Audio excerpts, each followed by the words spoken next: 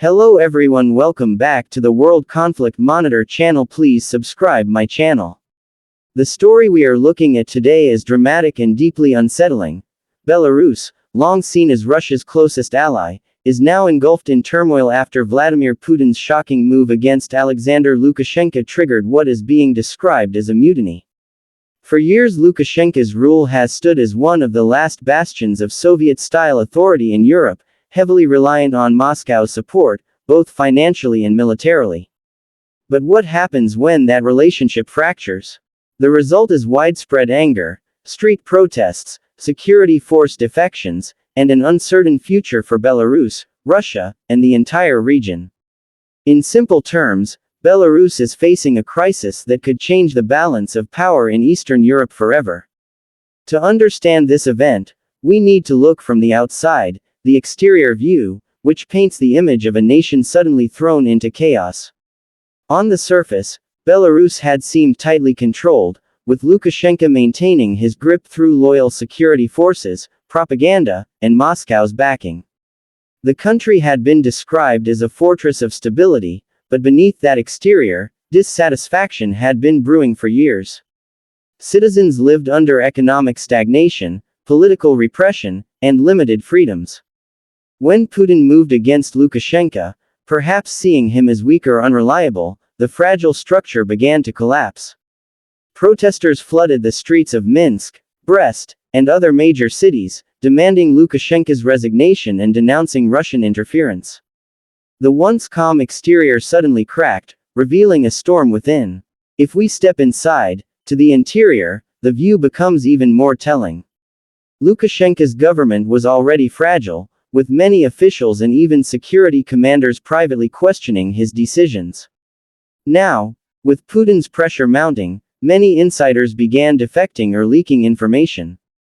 The interior of the state apparatus looked hollow, loyalty was thinning, morale was crumbling, and institutions designed to protect Lukashenko were weakening. Inside the protests, the interior atmosphere was equally tense. People felt a mix of fear and courage, knowing that standing up to the regime carried risks but believing that this was the moment for change.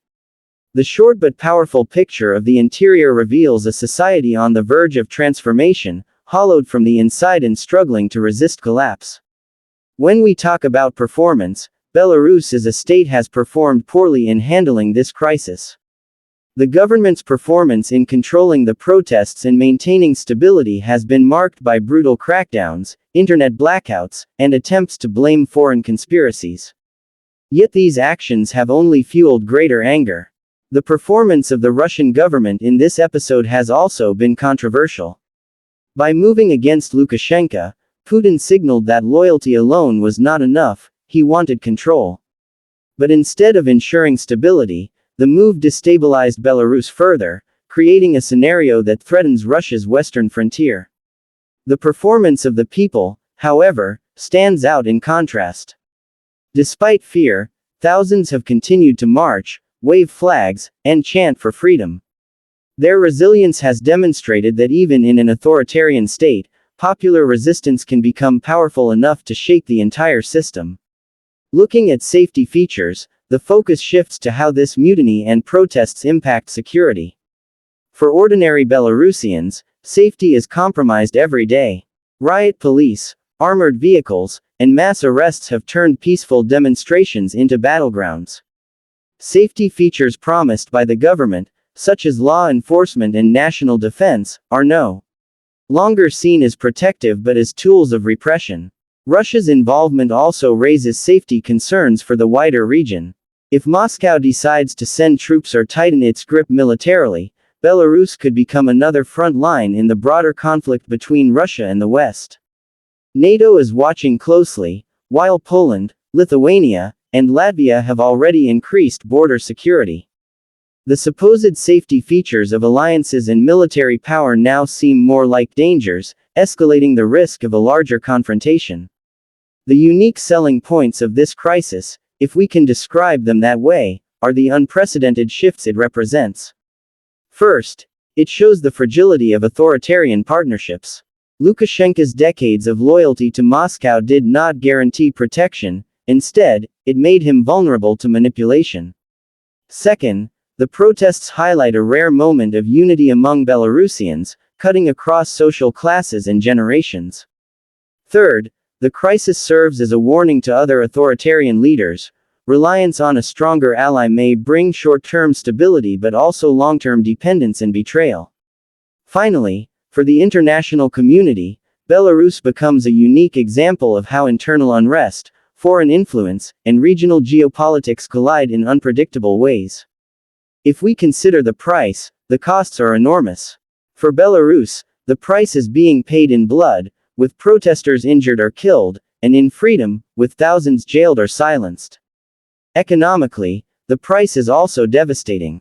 Sanctions from the West have been tightening, businesses are collapsing, and foreign investors are fleeing. For Russia, the price of this move may prove greater than expected. Instead of consolidating control, Moscow risks alienating an ally, fueling anti-Russian sentiment, and drawing international condemnation. For Lukashenko personally, the price may be the ultimate loss of power. Decades of rule, propped up by Russia, may end not with stability but with mutiny and downfall. And for the region, the price could be long-term instability, with Belarus transforming from a buffer zone into a flashpoint for conflict.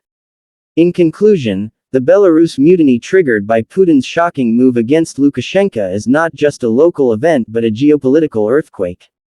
The exterior shows a state cracking under pressure, the interior reveals hollowness and fear. The performance of leaders has faltered while the performance of the people has been inspiring. Safety is no longer guaranteed but threatened. The unique selling points expose the vulnerabilities of authoritarianism. The price is immense for Belarus, Russia, and the wider region. This crisis is a reminder that authoritarian power built on fragile foundations can collapse quickly when trust breaks and people rise. As Belarus struggles through this storm, the world is watching, aware that the outcome here could reshape Eastern Europe and alter the balance of power for years to come.